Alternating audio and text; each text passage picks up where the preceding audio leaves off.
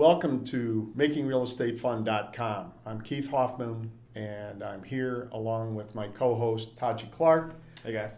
Kevin O'Flaherty is not able to make it today, but we wanted to have a guest today who is Ed Wysocki from Hello. Midco Incorporated. Thanks, Keith. Nice to join you.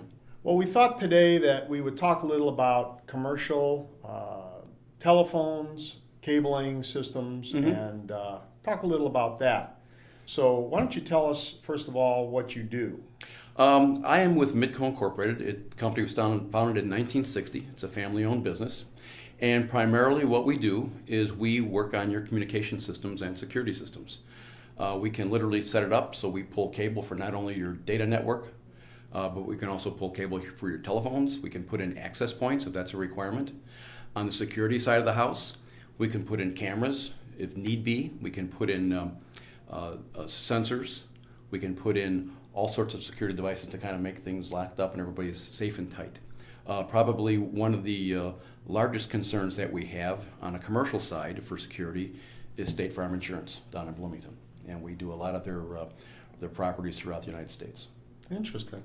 So when somebody is going to move their business, I know it's real important for them to talk to somebody like you well in advance. Yes. Give us an idea of what type of time frame we're looking at. You're probably looking at a minimum of 90 days. And the reason for that is probably because you have to begin to get your network providers, the people who provide your phone service, who provide your internet connectivity, the ability to make sure that they have enough facilities in place to your new location so that you, when you walk in, you do have phone service, you do have internet, and you're ready to hit the ground running. That's really key. On our end, what comes in very handy is, again, to know exactly what it is that you're doing. So a lot of planning goes into it, probably with a site planner, maybe an architect, maybe both, where you're literally looking at a blueprint and laying out where everything's going to go. Whether it's you're in a warehouse facility where you have speakers because you're paging people throughout the day, to an office environment where sometimes you may have ceiling speakers. Where do you want those placed? Are there certain gathering spots? The lunchroom, the coffee pot area, the water cooler. You don't necessarily have to have a speaker every 10 feet, but you want to make sure that you cover the vast majority of the area so you can actually get the people you're trying to try and page. Okay, very cool. Who's ideally your major or main type of client? What size business are we talking about? Well, we probably our meat and potatoes is probably between 25 and maybe 150. We do have customers either smaller and larger, but probably in a commercial standpoint that we do a lot of school districts, which are in excess of 150. We also do a lot of villages and municipalities who are also in excess of that number.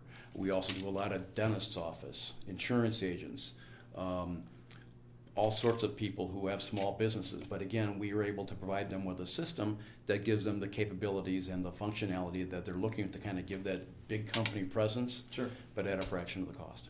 So. Nice. So I know that right now it's more than just telephone systems because Right. everybody has computers, everybody has, like you said, intercom systems and things. So how complex is that? It isn't so much complex from the standpoint, it's more application oriented.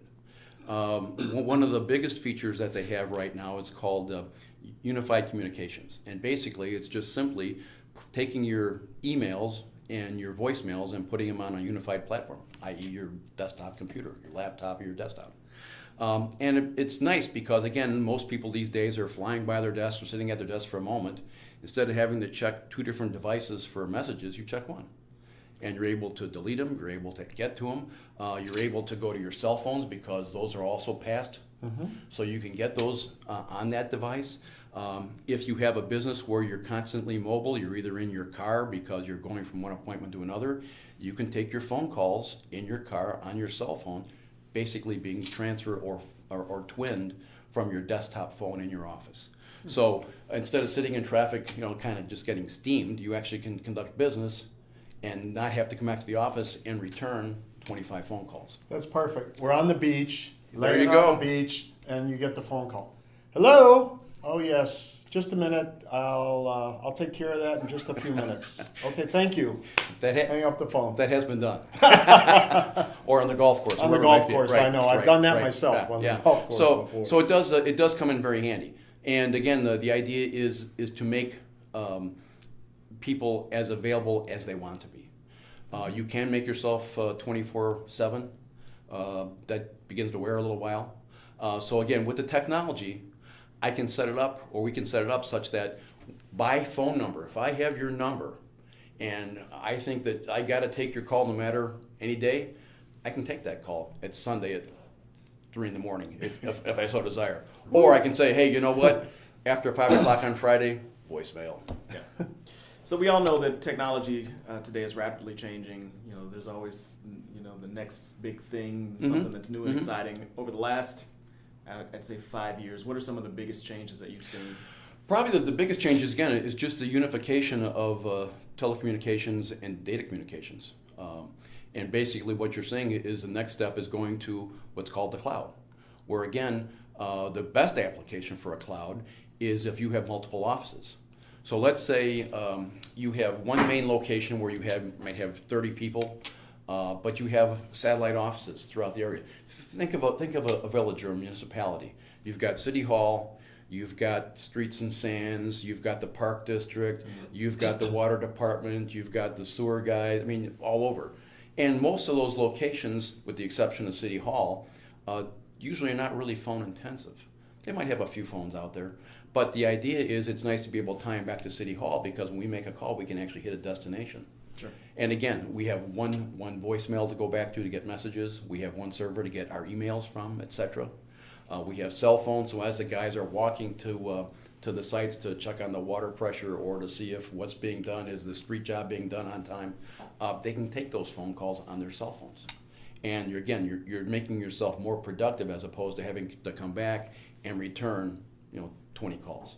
Gotcha. So that's what we see happening. And again, we can stretch it. I mean, again, let's say with your office, Keith, let's say you guys have offices in 30 of the 48 continuous states. You could literally have this location here, obviously, the largest one, but yet you can have these phones plugged into people working from home. And that's become a big thing too, work at home, because people don't necessarily always want to pay for brick and mortar. If they're able to have people work at home, again, you have a connection to hook up your internet to. So you've got the ability to contact the office via data, and you also have the ability with the voice. So again, you can communicate and you can conduct your business as if you were seated behind a desk at a location like this, even though you're at home. So I know, like here at Draper and Kramer Mortgage, what we do is if I want to call somebody in the Naperville office, I just dial 4 numbers and it goes there. Same thing for our Chicago office. So that's pretty easily done with the systems these days, right? Very, very much so. Very much so. A lot of planning goes into it ahead of time, but it's well worth it because, again, for that very reason. I mean, if they opened an office in England, you literally could be dialing another 4 digits. Now, what the ideal thing is that you're keeping those digits set up so I know that the 2,000 range is Naperville, the 1,000 is Chicago, the 3,000 is Europe, or whatever the case may be. Yeah. So when I see that, I can identify, I know that call is coming from. So yes, but yeah, that's becoming more and more apparent. Yeah, great.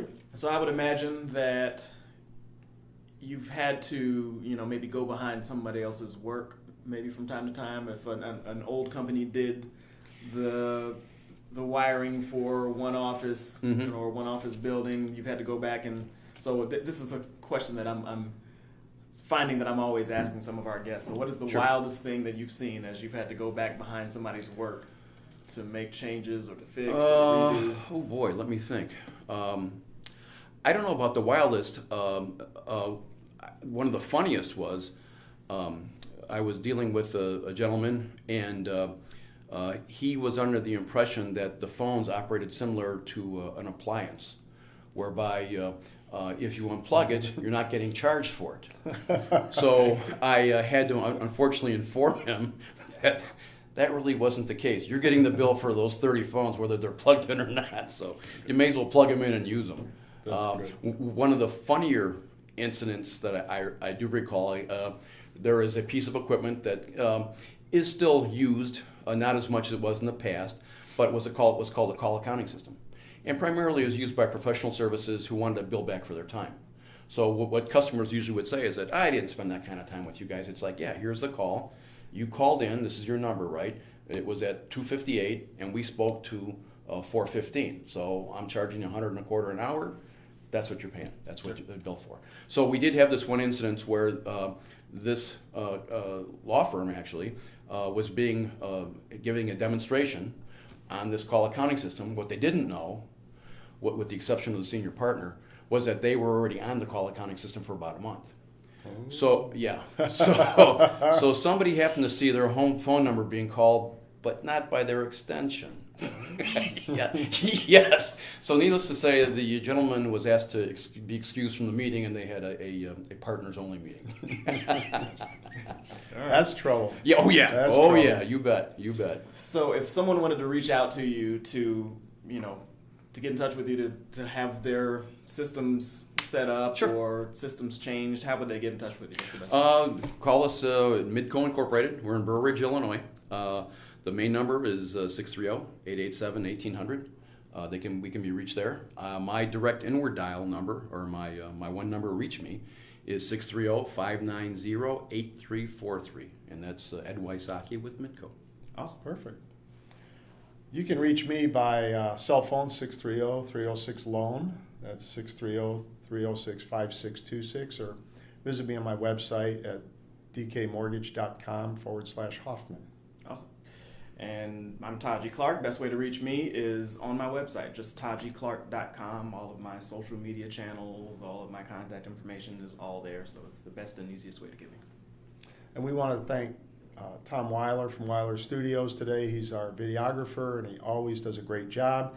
If you're interested in some shoots, just go ahead and get on to weilerstudios.com, and I'm sure you'll be able to get Tom pretty quickly. So thanks again. Enjoy the day.